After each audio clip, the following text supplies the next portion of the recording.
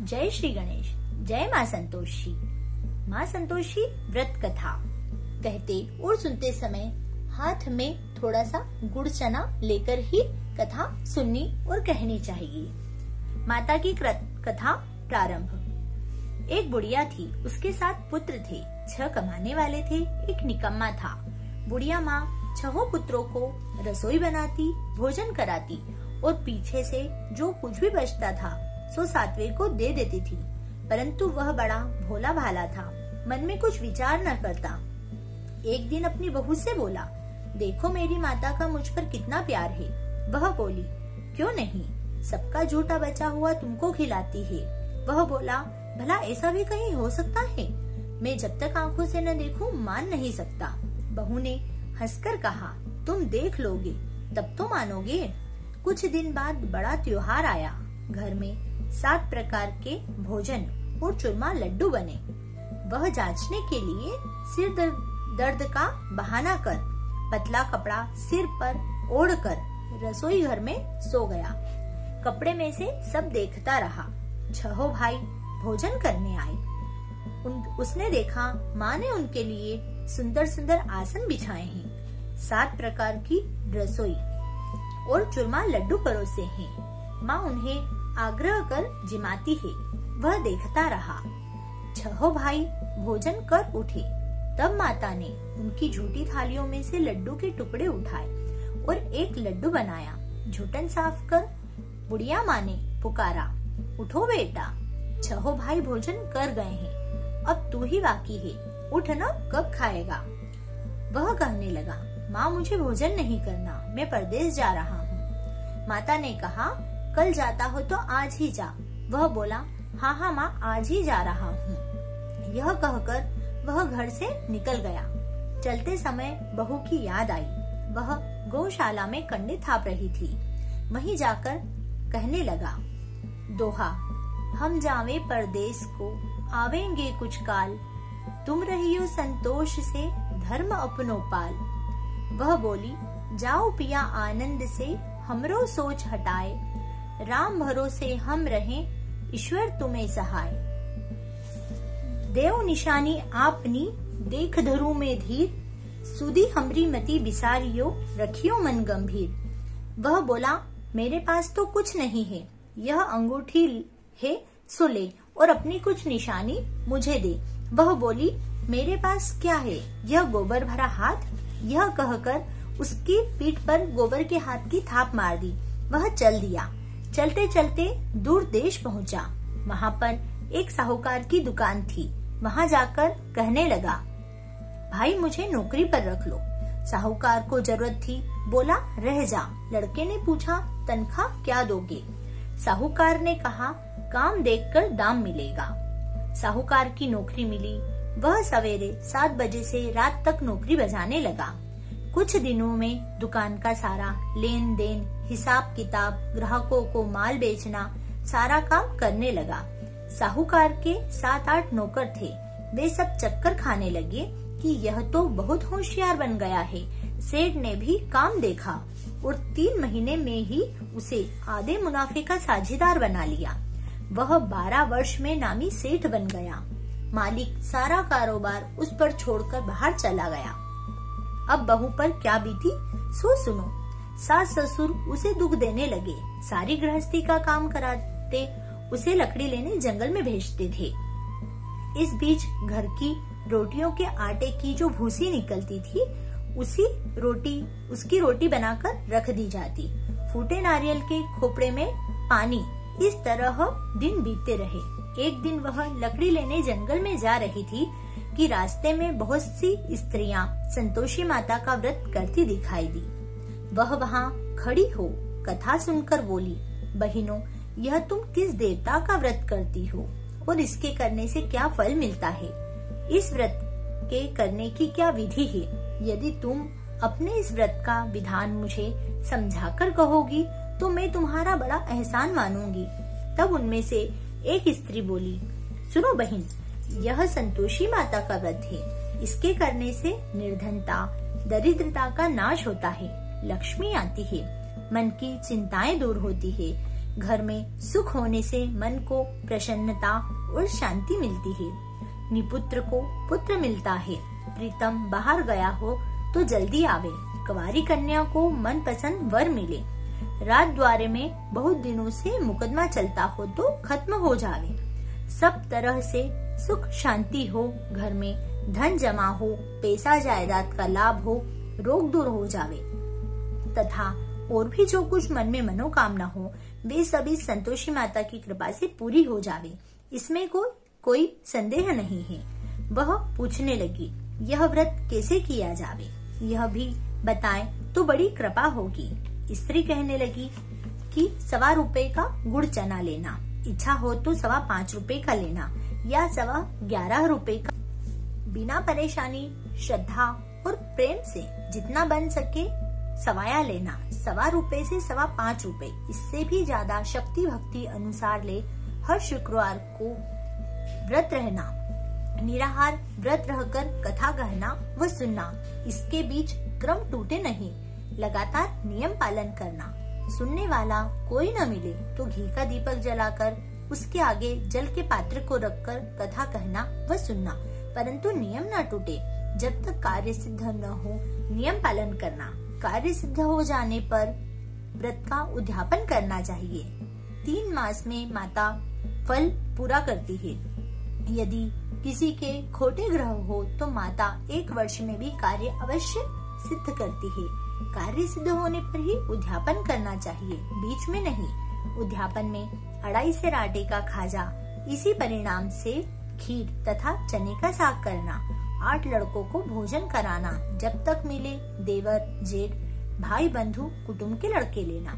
न मिले तो रिश्तेदारों और पड़ोसियों के लड़के बुलाना, उन्हें भोजन कराना। यथाशक्ति दक्षिणा दे माता का नियम पूरा करना। उस दिन घर में खटाई कोई न खावे। यह सुनकर बुढ़िया के लड़के की बहू चल दी। रास्ते में लकड़ी के बोझ को बेच दिया और उन पैसों से गुड़ चना ले माता के व्रत की तैयारी करने लगी। आगे चली और सामने मंदिर देख पूछने लगी, यह मंदिर किसका है? सब कहने लगे, यह संतोषी माता का मंदिर है। यह सुनकर माता के मंदिर में जा माता के चरणों में लौटने लगी। दीन होकर विनती करने लगी कि माँ, मैं निपट हूँ, मैं मूर्ख हूँ, मैं व्रत के नियम कुछ नहीं जानती। हे माँ, मैं बहुत दुखी हूँ। हे माँ जगत जननी, मेरा दुख दूर कर, मैं तेरी शरण में हूँ। माता को दया आई। एक शुक्रवार बीता कि दूसरे ही शुक्रवार को उसके पति का पत्र आया और तीसरे शुक्रवार को उसका भेजा हुआ पैसा भी आ पहुँचा। यह देखकर जेठ जेठानी मुँह सिकोड़ने लगे। इतने दिनों में इतना पैसा, इसमें क्या बड़ाई है? लड़के ताने देने लगे, काकी के पास अब पत्र आवे, रुपया आवे, अब तो काकी की खातिर बढ़ेगी, अब तो काकी बुलाने से भी नहीं बोलेगी। बेचारी सरलता से कहती, भैया पत्र आवे, रुपया आवे, हम सबके लिए ही तो अच्छा है। ऐसा कहकर आंखों में आंसू भरकर संतोषी माता के मंदिर में जाकर मातेश्वरी के चरणों में गिरकर रोने लगी। माँ, मैंने तुमसे पैसा कब मांगा है? मुझे पैसे से क्या काम है? मुझे तो अपने सुहाग से काम है। मैं तो अपने स्वामी के दर्शन और सेवा मांगती हूँ। तब माता ने प्रसन्न होकर कहा, जा बेटी, तेरा स्वामी आएगा। यह सुनकर खुशी से बावली हो घर में जा काम करने लगी। अब संतोषी माँ विचार करने लगी कि मैंने इस भोली पुत्री को कह तो दिया है कि तेरा पति आएगा, परंतु आएगा कहाँ से? वह तो इसे स्वप्न में भी याद नहीं करता। उसे याद दिलाने तो मुझे ही जाना पड़ेगा। इस तरह माता बुढ़िया के बेटे के पास जा स्वप्न में प्रकट हो कहने लगी, साहूकार के बेटे, सोता है या जागता है? वह बोला, माता सोता भी नहीं हूँ, जागता भी नहीं हूँ, बीच में ही हूँ। कहो क्या आज्ञा है माँ? माँ कहने लगी, तेरा घर बार कुछ है या नहीं? वह बोला, मेरा सब कुछ है माँ। माँ बाप भाई बहन बहू क्या कमी है? माँ बोली, भोले पुत्र, तेरी स्त्री घोर कष्ट उठा रही है।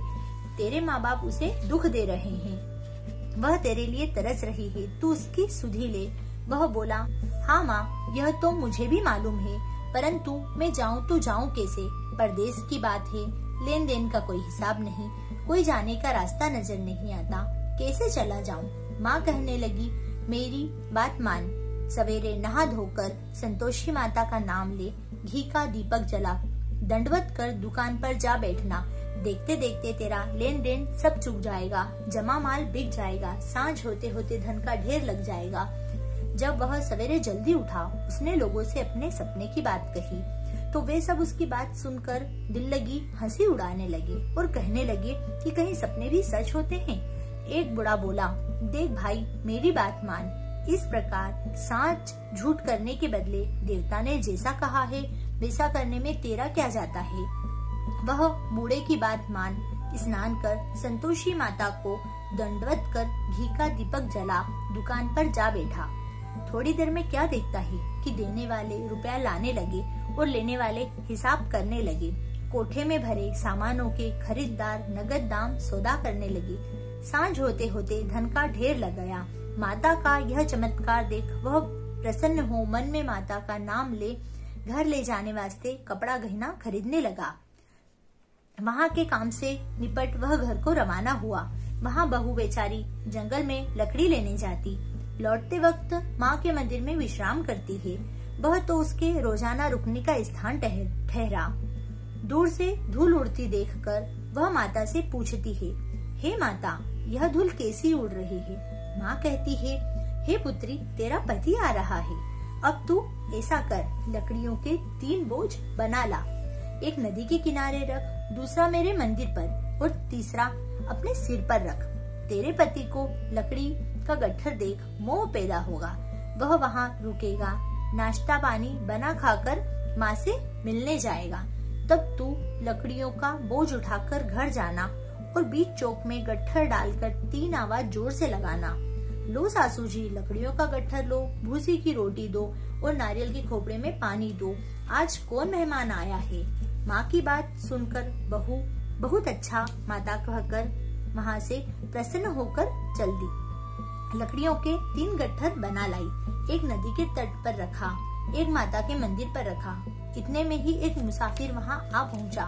लकड़ी देखकर उसकी इच्छा हुई अब यहीं विश्राम करें और भोजन बना खाकर गांव जाएं। इसी प्रकार भोजन बना विश्राम कर वह गांव को गया, सबसे प्रेम से मिला। उसी समय बहू सिर पर लकड़ी का गट्ठर लिए आती है। लकड़ी का भारी बोझ आंगन में डालकर जोर से 3 आवाज लगाती है। लो सासू जी, लकड़ियों का गट्ठर लो, भूसी की रोटी दो, नारियल के खोपरे में पानी दो। आज कौन मेहमान आया है। यह सुनकर सास बाहर आ अपने दिए हुए कष्टों को भुलाने हेतु कहती है, बहू ऐसा क्यों कहती हो, तेरा मालिक ही तो आया है। आ बैठ, मीठा भात खा, भोजन कर, कपड़े गहने पहन। इतने में आवाज सुनकर उसका स्वामी बाहर आता है और अंगूठी देख व्याकुल हो जाता है। माँ से पूछता है, माँ यह कौन है। माँ कहती है, बेटा यह तेरी बहू है। आज 12 वर्ष हो गए, तू जब से गया है तब से सारे गांव में जानवर की तरह भटकती फिरती है। घर का कामकाज कुछ नहीं करती, 4 समय आकर खा जाती है और अब तुझे देखकर भूसी की रोटी और नारियल के खोपड़े में पानी मांगती है। वह लज्जित हो बोला, ठीक है माँ, मैंने इसे भी देखा है और तुम्हें भी देखा। अब मुझे दूसरे घर की ताली दो ताकि मैं उसमें रहूं। तब माँ बोली, ठीक है बेटा, तेरी जैसी मर्जी, कहकर ताली का गुच्छा पटक दिया। उसने ताली ले दूसरे कमरे में जो तीसरी मंजिल के ऊपर था खोलकर सारा सामान जमाया। एक दिन में वहाँ राजा के महल जैसा ठाट बाट बन गया। अब क्या था, वे दोनों सुख पूर्वक रहने लगे। इतने में अगला शुक्रवार आया। बहू ने अपने पति से कहा, मुझे माता का उद्यापन करना है। पति ने बोला, बहुत अच्छा, खुशी से करो। वह तुरंत ही उद्यापन की तैयारी करने लगी। जेठ के लड़कों को भोजन के लिए कहने गई। उसने मंजूर किया, परंतु पीछे से जेठानी अपने बच्चों को क्या सिखाती है कि देखो रे, भोजन के समय सब लोग खटाई मांगना, जिससे उसका उद्यापन पूरा न हो। लड़के जिमने आए, खीर पेट भरकर खाई, परंतु बात याद आते ही कहने लगे, हमें कुछ खटाई खाने को दो, खीर खाना हमें नहीं भाता है। देखकर अरुचि होती है। बहू कहने लगी, खटाई किसी को नहीं दी जाएगी, यह तो संतोषी माता का व्रत है। लड़के तुरंत उठ खड़े हुए, बोले, पैसा लाओ। भोली बहू कुछ जानती न थी, सो उन्हें पैसे दे दिए। लड़के उसी समय जा करके इमली ला खाने लगे। यह देखकर बहू पर माताजी ने कोप किया। राजा के दूत उसके पति को पकड़कर ले गए। जेठ जेठानी मनमाने खोटे वचन कहने लगे। लूट लूट कर धन इकट्ठा कर लाया था, सो राजा के दूत पकड़ कर ले गए। अब सब पता चल जाएगा जब जेल की हवा खाएगा। बहू से यह वचन सहन नहीं हुए। वह रोती रोती माता के मंदिर में गई। हे माता, तुमने यह क्या किया है? हंसाकर अब क्यों रुलाती हो? माता बोली, पुत्री, तूने उद्यापन करके मेरा व्रत भंग किया है। इतनी जल्दी सब बातें भुला दी। वह कहने लगी, माता, भूली भी नहीं हूँ और न ही कोई अपराध किया है। मुझे तो लड़कों ने भूल में डाल दिया। मैंने भूल से उन्हें पैसे दे दिए। मुझे क्षमा कर दो माँ। माँ बोली, ऐसी भी कहीं भूल होती है? वह बोली, माँ मुझे माफ कर दो, मैं फिर से तुम्हारा उद्यापन करूंगी। माँ बोली, अब भूल मत करना। माँ, अब भूल न होगी। अब बताओ माँ, वह कैसे आवेंगे? माँ बोली, जा पुत्री, तेरा पति तुझे रास्ते में आता मिलेगा। वह घर को चली। राह में पति आता मिला। उसने पूछा, तुम कहाँ गए थे? तब वह कहने लगा, इतना धन कमाया है, उसका टैक्स राजा ने मांगा था, वह भरने गया था। वह प्रसन्न हो बोली, भला हुआ, अब घर को चलो। कुछ दिन बाद फिर शुक्रवार आया। वह बोली, मुझे माता का उद्यापन करना है। पति ने कहा, करो। वह फिर जेठ के लड़कों को भोजन के लिए कहने गई। जेठानी ने एक दो बातें सुनाई और लड़कों को सिखा दिया कि तुम लोग पहले ही खटाई मांग लेना। लड़के कहने लगे, खीर खाना हमें नहीं भाता, जी बिगड़ता है, अरुचि होती है, कुछ खटाई खाने को देना। वह बोली, खटाई खाने को किसी को नहीं मिलेगी, आना हो तो आओ। वह ब्राह्मणों के लड़कों को ला भोजन कराने लगी। यथाशक्ति दक्षिणा की जगह एक एक फल उन्हें दिया। इससे संतोषी माता प्रसन्न हुई। माता की कृपा से 9वें मास में उसे चंद्रमा के समान सुंदर पुत्र हुआ। वह पुत्र को लेकर प्रतिदिन माता के मंदिर में जाने लगी। माँ ने सोचा, यह रोज आती है, आज क्यों न चलूं, मैं भी इसके घर चलूं, इसका आसरा देखो तो सही। यह विचार कर माता ने भयानक रूप बनाया। गुड़ और चने से सना मुख, ऊपर से सुंड के समान होठ, उस पर मक्खियां भिनभिना रही है। दहलीज में पांव रखते ही उसकी सास चिल्लाई, देखो रे, कोई चुड़ैलिनी डाकिनी चली आ रही है, लड़कों से भगाओ, नहीं तो किसी को खा जाएगी। लड़के डरने लगे और चिल्लाकर खिड़कियां और रोशनदान बंद करने लगे। बहू एक रोशनदान में से देख रही थी। प्रसन्नता से पगली होकर चिल्लाने लगी, आज मेरी माता मेरे घर आई है। यह कहकर बच्चे को दूध पीने से हटाती है। इतने में सास का क्रोध फूट पड़ा। बोली, इसे देखकर कैसी उतावली हुई है जो बच्चे को पटक दिया। इतने में माँ के प्रताप से जहाँ देखो वहाँ लड़के ही लड़के नजर आने लगे। वह बोली, माँ जी, मैं जिनका व्रत करती हूँ यह वही संतोषी माता है। इतना कहकर झट से सारे घर के किवाड़ खोल देती है। सबने माता के चरण पकड़ लिए हैं और विनती कर कहने लगे कि हे माँ, हम मूर्ख हैं, हम अज्ञानी हैं, हम पापी हैं, हम तुम्हारे व्रत की विधि नहीं जानते। तुम्हारा व्रत भंग करके हमने बहुत बड़ा अपराध किया है। हे माँ, आप हमारा अपराध क्षमा करो। इस प्रकार माता प्रसन्न हुई। माता ने बहू को जैसा फल दिया वैसा सबको दे। जो पड़े मनोरथ पूर्ण हो। बोलो जय संतोषी माता की जय। खाहिर।